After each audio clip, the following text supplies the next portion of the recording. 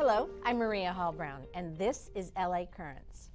When news happens in Los Angeles, it's a worldwide event, and when it comes to the LAPD, making sure the information gets out accurately and professionally is the responsibility of my wonderful guest this afternoon. I'm delighted to be joined by Captain Stacy Spell. Congratulations on this. You went from Captain 2 to Captain 3. I have no idea what that means. So the good thing is it means a little bump in pay, and but it's also a little bit more responsibility, and I feel like it's also a bit of recognition for the work that I've been doing. So I'm just pleased about it, and I'm actually very grateful for you having me here today. Well, and you've been with the LAPD for a long time. You're celebrating what, 27 years? Last week was 27 years. Yes. You're too young to have joined the force that early. I joined when I was 12. Yes, exactly. Congratulations. All right. Well, I just referenced the fact that when news happens here in Los Angeles, you know, the LAPD, if it's involved in any way, shape, or form, needs someone to explain what happened. So at this moment in time, as a spokesperson for the LAPD, what is the definition of that responsibility? What is it exactly that you are supposed to do? As a spokesperson, I mean, primarily, it's my responsibility to get information out to the public, you know, to the media outlets, really in a way that builds trust. Because I think the important thing is that when we're able to talk about things that have happened, or events, or just things that are going to happen, it's a way that we can really give people a sense of transparency and what we're about. And it also helps to demystify a lot of things that people don't know about police departments or how officers engage the public. So you get quoted a lot, and with that, you have to be very precise in regards to what it is that you're saying. You know, you're just not the average person that can say anything they want, because what you say literally represents the department. Am I correct in that? Yeah, that's absolutely correct. I mean, there's a lot of times where there's research, or I have to be in tune with all the things that are happening in the department in terms of policies, in terms of events, and then just be very thoughtful in my words. Especially in today's climate, you know, we want to make sure that we're inclusive, that we don't say things that are going to further divide, especially when the whole purpose of giving information is to give people a greater, you know, sense of confidence in the police department. All right, so there is a line, however, if you think about it, what the public and the media has a right to know, and what needs to be protected, because it is, you know, information that might be utilized down the road in a court case or something like that. So where is the line between what we should and have a right to have as far as transparency is concerned, and where, you know, there are things that we can't know, or we shouldn't know, or so where's that line, and how do you determine that line? So that line, it's a line that depends on variables. I mean, there are certain things that are concrete as far as, you know, if we have an arrestee, for example, you know, that information by law, we have to put that information out there. But then there are exceptions for almost everything, in the sense that, like, if you have a juvenile arrestee, to protect that juvenile's identity, and you know, they may reform later on. I mean, there's a number of different reasons why we don't want to put that information out there. We would protect that information. But also, when we look at crimes or events, there may be times where there are witnesses or even victims, and their identities that we have to protect. So that way, obviously, they feel the comfort in being able to come forward and talk about what happened. And then there are, you know, prosecution reasons when we don't want to compromise a case, or even just in terms of investigative strategies. You know, I won't give away all the trade secrets, but there are things that we do that if we release information, it may turn around and jeopardize our ability to find additional suspects, or even if we're looking for additional victims. Some of those things, they cause us to have to hold back a little bit. So as much as we want to be transparent, we give all the information that we can, but then those things that'll potentially jeopardize public safety, you know, those are the things that we'll hold back. I would imagine that it's a little tough these days, because people don't have the sort of patience to, you know, wait for the next day. Everybody wants to know exactly right now what's happening. And I would think at some point in time, you just don't know. No, absolutely, and there are times where, even if we do know, there may be a personnel investigation, there could be litigation, there could be other things that prevent us from being able to speak to it immediately. And you know, prior to becoming the spokesperson for LAPD, I was the commanding officer at South Bureau Homicide. I know from homicide investigations that there are times that the information that we glean in the first, you know, couple minutes or hours could completely change after we look at forensic evidence, videos, or after we talk to more witnesses. And so as much as, especially in the day of technology where there's this need for instant gratification, you can Google something and find answers immediately. There's also a more important need for us to get it right. So we'd rather get it right than get it fast. So sometimes, we just don't know. We have to do a little more digging, try to track down the information so that way we make sure that whatever's put out there, people have the confidence that it's the right information. But it's also so that, there is a cooperative effort with the media, so that you are partners in this, so that it's not necessarily, it's a relationship, it's actually a partnership. So you rely on the media as well, do you not? Absolutely, and it's interesting because, the media has changed in the sense that, with not only social media, but even there's greater use of independents and freelancers, so what winds up happening is we try to build those relationships. I oftentimes remind some of my partners in the media, it's media relations.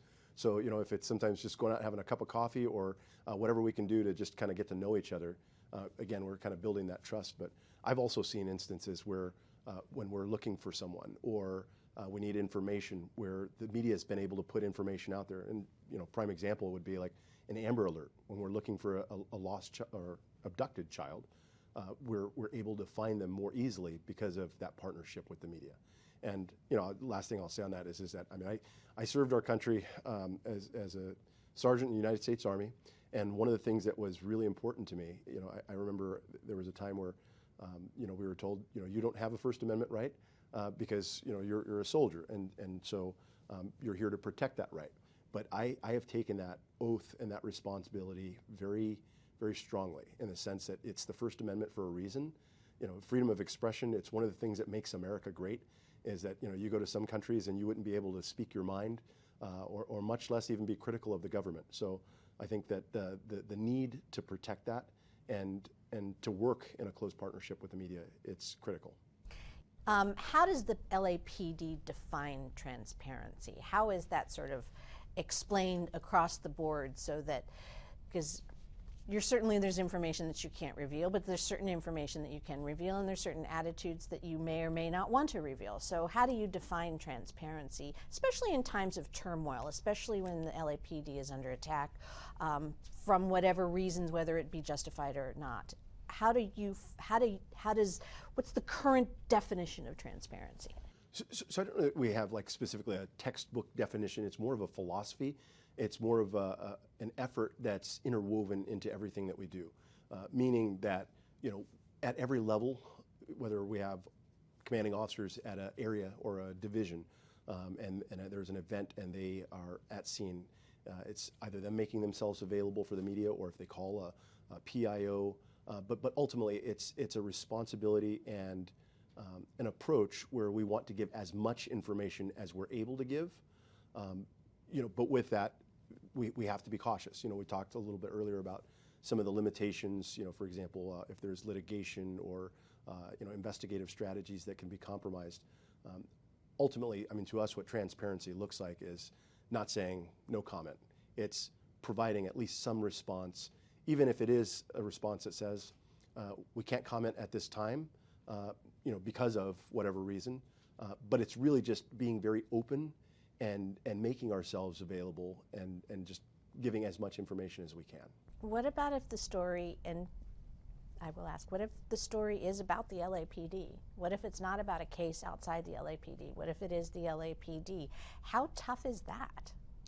That actually happens often. Especially in the last year.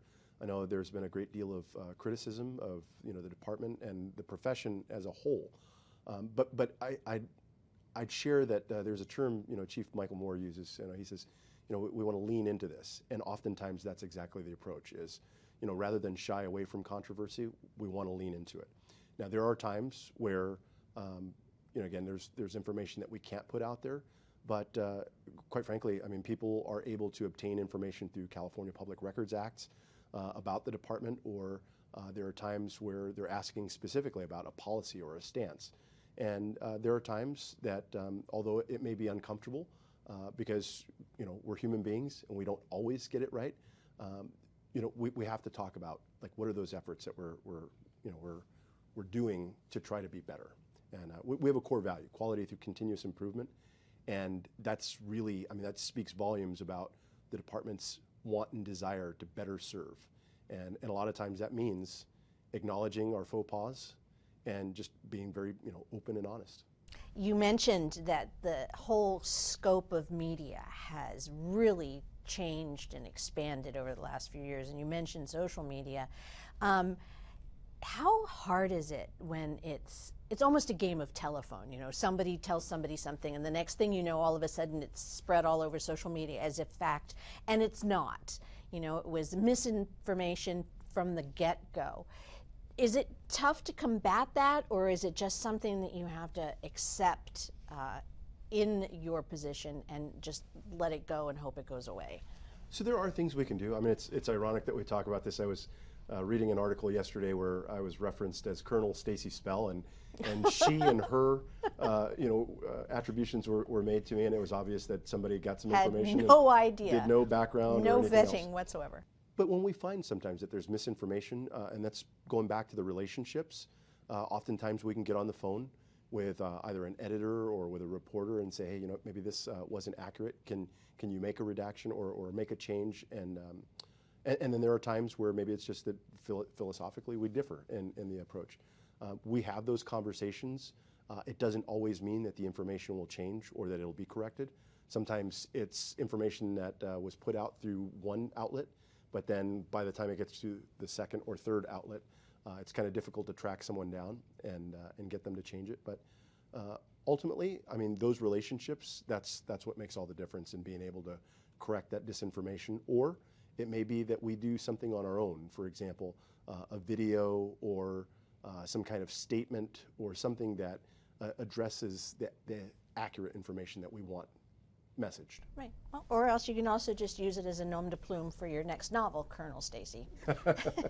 But given the fact that you have this ultimate responsibility, and you talk about First Amendment rights, et cetera, you have to, since you do represent this, you have to be very cautious and careful also in your own life. I know that's one of the biggest problems right now in terms of people in positions of authority and communication in particular. I can't ask you, or you shouldn't tell me things about your opinions about things too, and you have to be very cautious there, I'd imagine. Absolutely, but I think that goes back to, like my experiences in the military. I mean, I've been in a life of public service since I was 17 years old, and so I mean, there's an understanding that there are limitations on what I can say, and I'm very much understanding that whether I was a public, information officer or a spokesperson, or whether I was just a patrol officer, what I say and what I do, both in my public life, and on the job and outside of the job, it reflects on the department. And so I know that's something that in various commands that I've had in the past, before I was a spokesperson, I talked to my officers about that, just always representing yourself in the best way.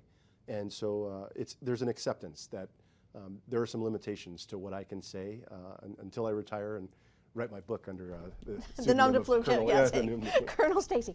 But in your personal life, being a law enforcement officer is in the family.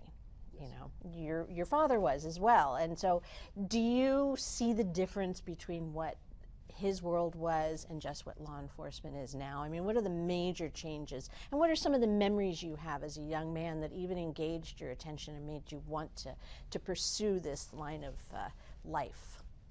Yeah, it's really interesting because I had to kind of think back. My dad was, very engaged in teaching me the values and things that he thought were important for me to know and be a jack of all trades, or as he said, a Renaissance man. And I mean, really early on, I could remember he was a canine handler for his police department early on, and the dogs were kept in kennels away from not like police department here where the canines go home with the officers.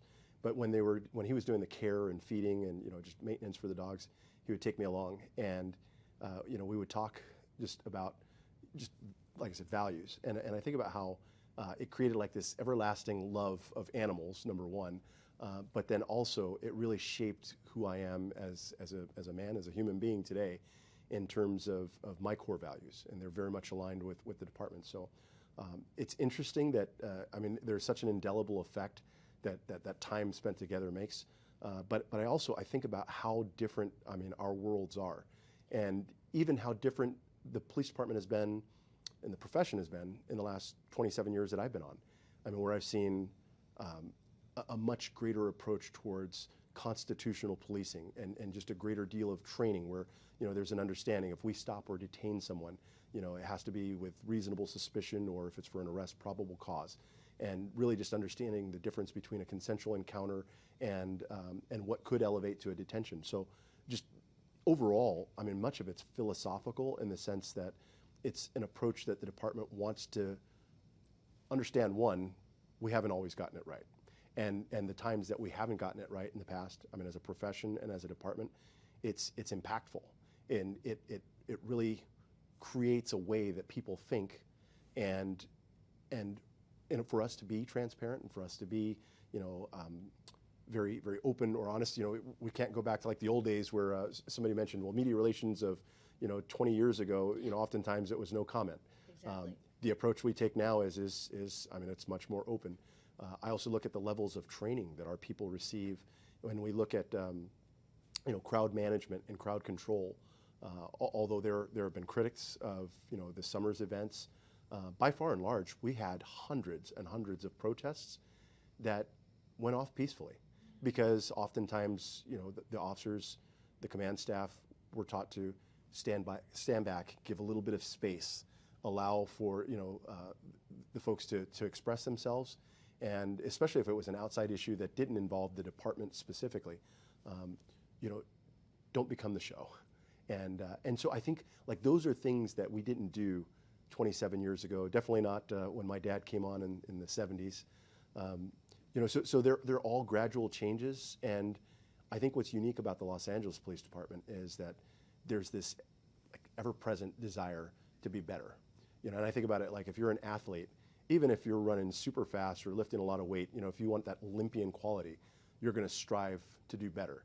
And I love that. I'm very proud of this department. I'm very proud of the men and women because I feel that they do a remarkable job, oftentimes in very challenging situations.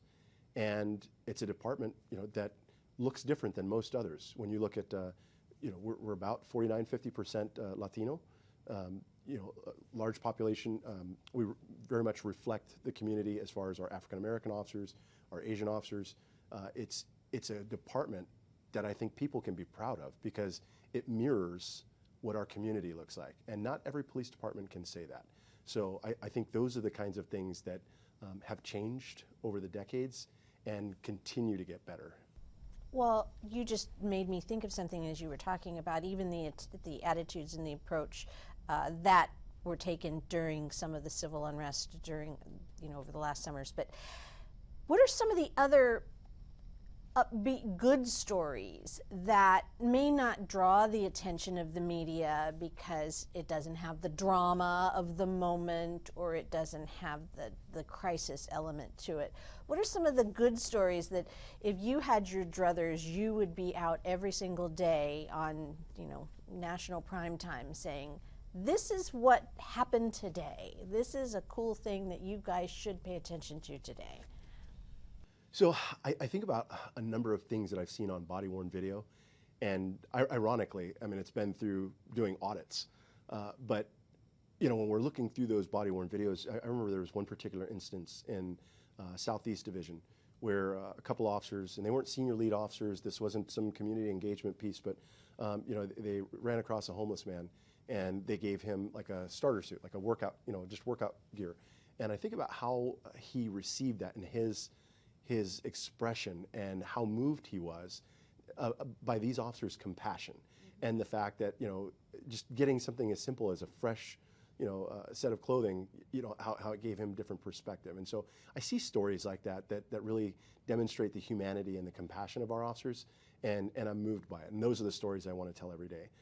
There was one other story just pretty recent, maybe about 2 months ago, where we had an officer who was engaging a young man who wanted to take his own life. And he was on top of a wall and he had a rope tied to his neck and he was ready to jump. And this officer was just so patient and I think more importantly, he was very caring. And that's what ultimately talked this young man off of the wall and got him down into a safe place. And I think that his life was probably changed because something that would have been a very permanent decision, is now something he can look back on and he'd get the help that he needed. So there's many stories. There are many stories like that. And I love that you just told stories that were pointedly not community outreach stories. I mean, because there are definitely events that for very good reasons are created and they do actually have a very good outcome. But these were just day-to-day happenstance scenarios that no one would know about. There has to be something you can do about that. Not that you can, but I just think you should. Also, you mentioned that you are a veteran, and the LAPD has a unique program in terms of vets, in terms of recruitment, which is not standard across across PDs across the country. How does that work, and what is it, and why does it exist, and what are the attributes of actually recruiting former military officers? Sure, and I mean, and that's I won't say nuanced, but it's a multi-layered approach in the sense that we have robust recruiting efforts where recruiters go specifically out to like military installations. They talk to the men and women that are in the armed forces. Also, there's outreach, through social media and just a number of different ways. Every way in terms of communications that we can reach out to members of the armed forces, we try to reach out to them and encourage them.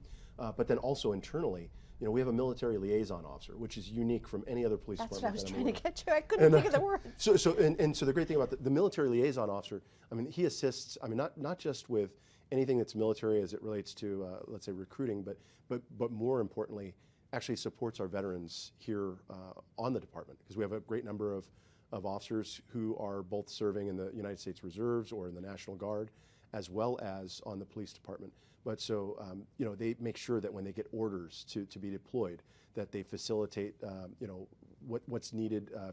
I think about an officer, I won't name him by name, but I call him Gunny, because he was a sergeant first class, or he was a gunnery sergeant in the Marine Corps, E7. And there was a point where I was going away to the FBI National Academy, and he offered to come and mow my lawn while I was gone, or do whatever to help my family out. And I just thought, like, that's the kind of like just very loving and caring approach.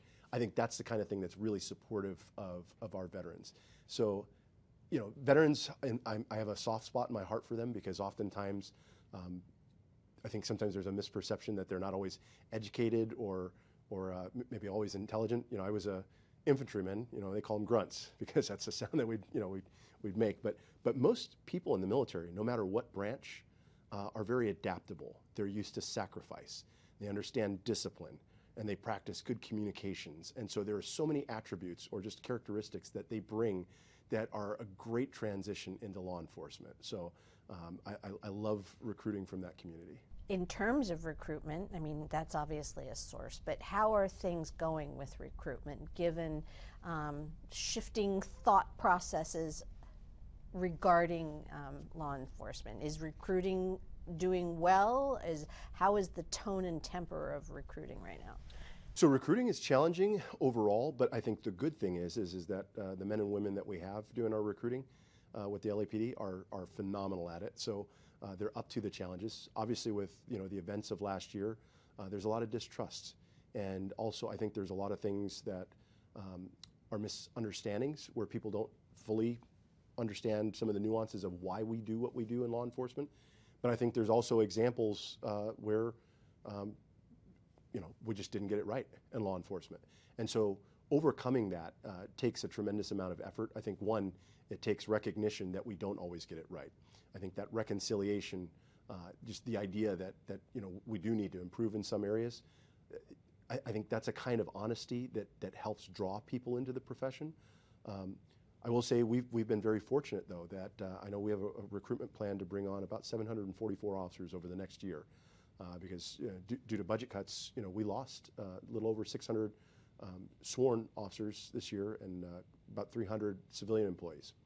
And so in terms of refilling those ranks, I mean, it's going to take those robust recruiting efforts, but I think that by using all the different kind of communication strategies, by going into various communities where we haven't been able to recruit as heavily before. For example, going into the African American communities. You know, we recruit from the LGBTQ communities. There are a number of communities, Asian communities, where, you know, we try to do more outreach, knowing that we want to keep that reflection of the community that we have right now within the department. So I think that overall it's a challenge, but it's a challenge we're up to.